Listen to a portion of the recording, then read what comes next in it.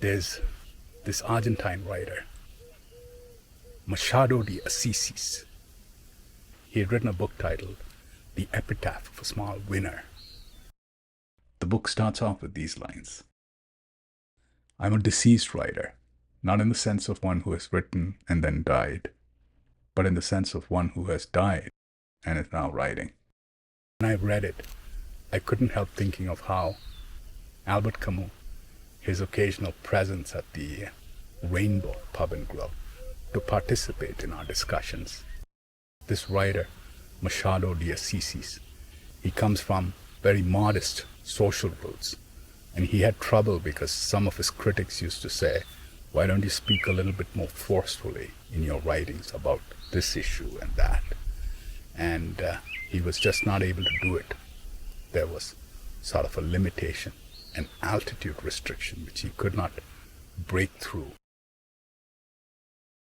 Today's Sunday, the 29th of June, 2025.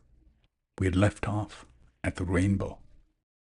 Albert Camus had read this inscription on a wall decor, a quote from Carl Jung, which went, nothing worse can happen to one than to be completely understood.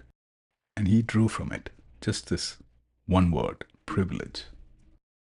And if we keep this word isolated to writers, thinkers, thinking, creating, we see how Goethe, intelligent, extremely perceptive, he would have known that writing a work like Cover Your Heavens, Zeus would have most definitely caused a stir.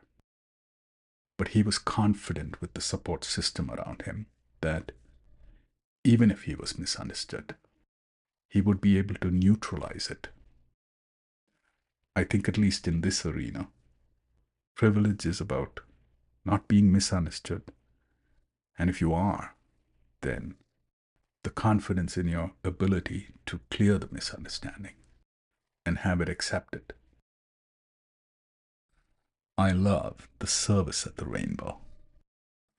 Look, they're setting up these large sunshade umbrellas on the deck. Will you come? So, the discussion of this topic, privilege, continues.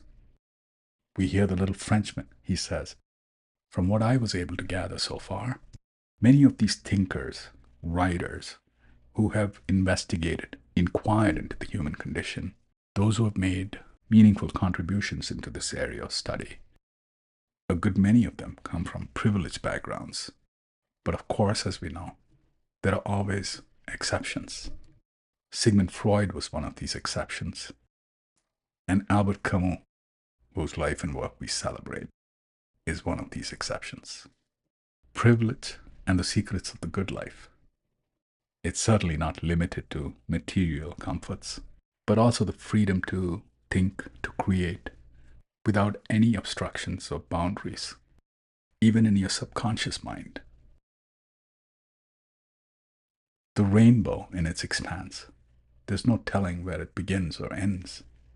East of the sun and west of the moon, is what Diana Krall said. We seem to be traveling at top speed, but nothing is changing. Everything still looks the same. It's not navigation, but dreaming. When we speak of Albert Camus' work, there's one name that pops up, a true contemporary, Jean-Paul Sartre. I think he was 8 or 9 years older to Albert Camus. The two of them had one thing in common at least, which is to say that both of them had lost their dads at a very young age. Albert, as we know, before even he was a year old, and in the case of Sartre, I think it was 15 or 16 months. Seems to me that when Albert had entered the Parisian landscape of public discourse, debates, articles in the media, Sartre was perhaps impressed by him, this new kid from Algiers. The two seem to have become friends, gotten along well. But as the Algerian issue, this struggle for independence, became more intense, so did the debates in Paris, and there was disagreements Sartre had introduced Camus into his circle, this high society, him coming from this privileged background. And in these kind of relationships, it seems, there's a sort of recruitment that is taking place.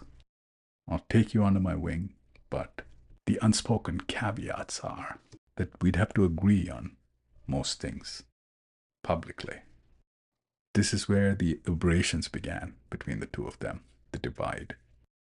It seems to me because Camus was not willing to abandon his ideas, the things that he held as truths. They're based on reality, lived experience.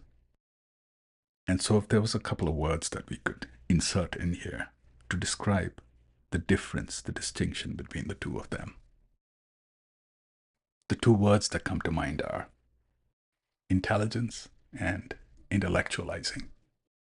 Given that the latter cannot exist without the former, still, they are the descriptive word choices that come to my mind.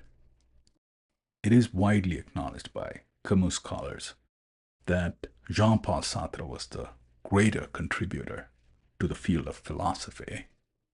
If I were to consider them as two rock stars, which they are, to use the musician analogy, I see Camus' rock concert drawing the larger crowds. Intelligence is simple, based on truth, reality.